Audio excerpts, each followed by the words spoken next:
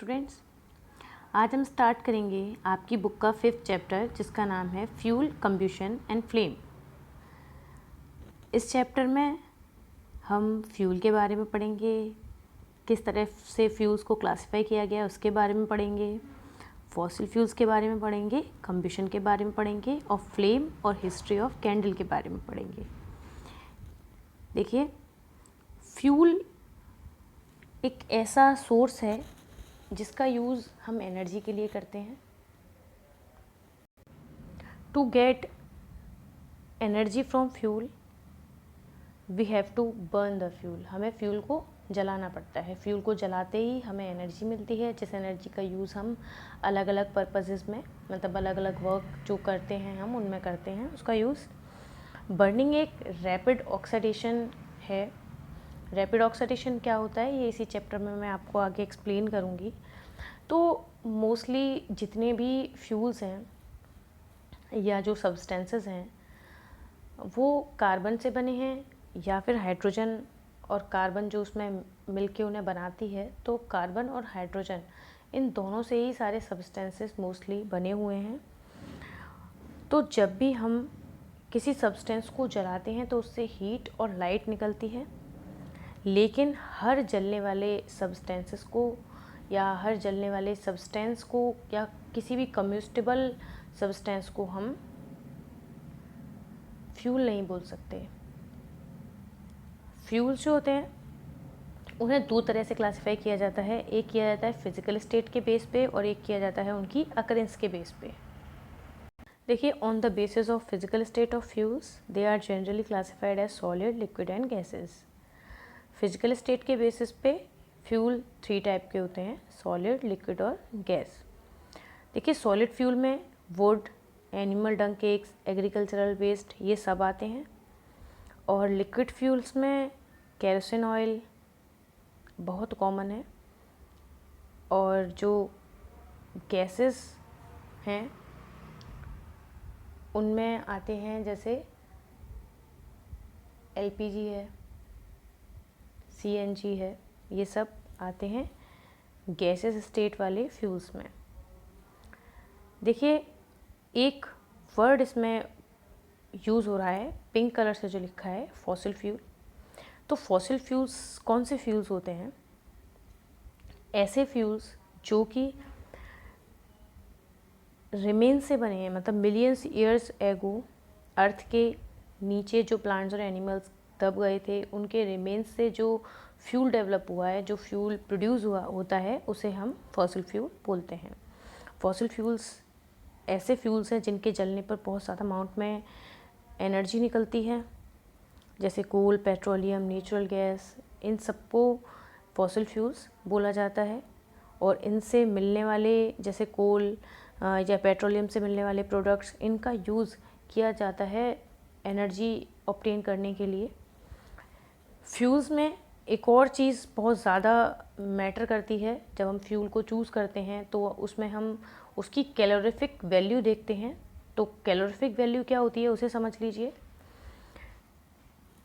जो भी heat energy produce होती है किसी भी फ्यूल से, तो उसको एक तरह से उसकी अमाउंट फिक्स कर ली गई है कि कितना जलने पर कितनी एनर्जी निकलेगी।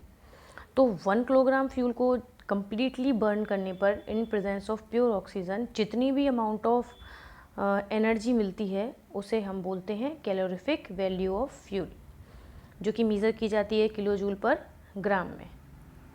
जैसे यहाँ बायोगैस की कैलोरीफिक वैल्यू दी है 35 to 40 किलो जूल पर ग्राम, मतलब 1 ग्राम को जलाने पर मिलेगी 35 से लेके 40 किलो जूल तक energy.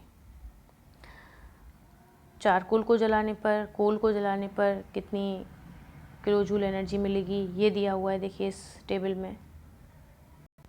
Coke, cow dung cake, CNG, इन सब की जो फ्यूल आप कॉमनली नाम जिनके सुनते हैं या यूज़ किए जाते हैं उन सब की कैलोरीफिक वैल्यू यहाँ दी है और सोर्स दिया है कि किससे वो बनते हैं या कहाँ से वो मिलते हैं।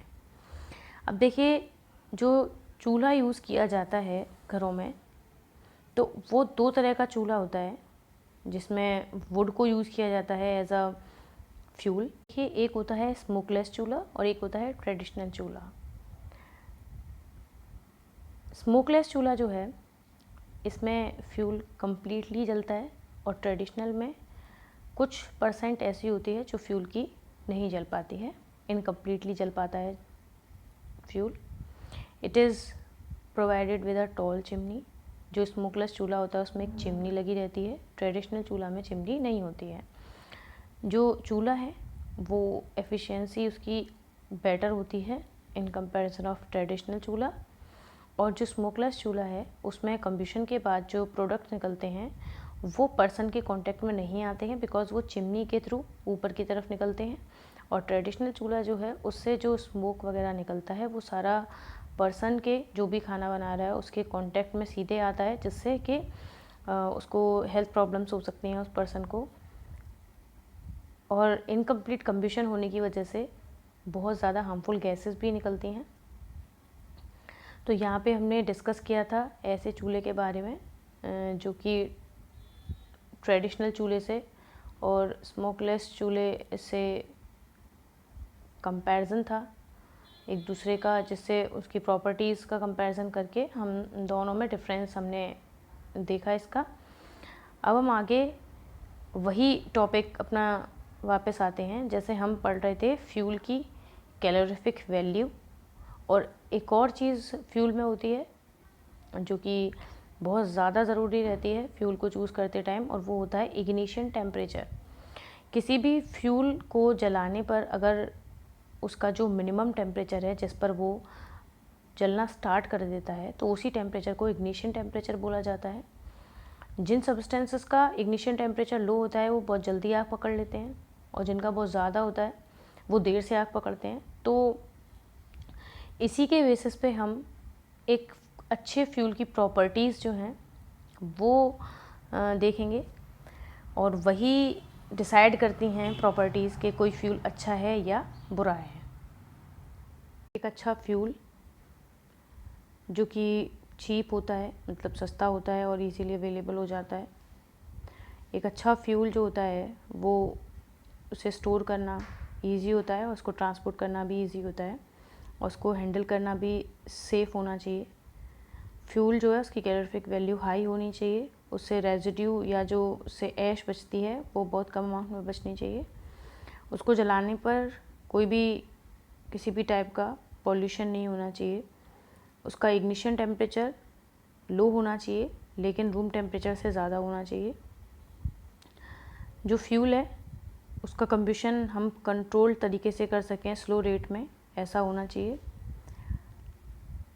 सारे फ्यूल्स में जो गैसेस फ्यूल्स हैं जैसे सीएनजी, एलपीजी, ये बहुत अच्छे रहते हैं, बिकॉज़ ये इन प्रॉपर्टीज़ को अच्छे से पूरा करते हैं। ये आइडियल फ्यूल हैं, लेकिन माने जाते हैं ये आइडियल फ्यूल, लेकिन कोई भी ऐसा फ्यूल नहीं है जो बिल्कुल आइडियल हो और हर तरह की जो अच्छे फ्यूल की प्रॉपर्टी होती हैं उन्हें कंप्लीट करता हो। यहाँ तक आप इस चैप्टर को समझिए। इससे रिलेटेड जो भी डाउट्स हैं वो मुझसे क्लियर कर लीजिए। Thank you.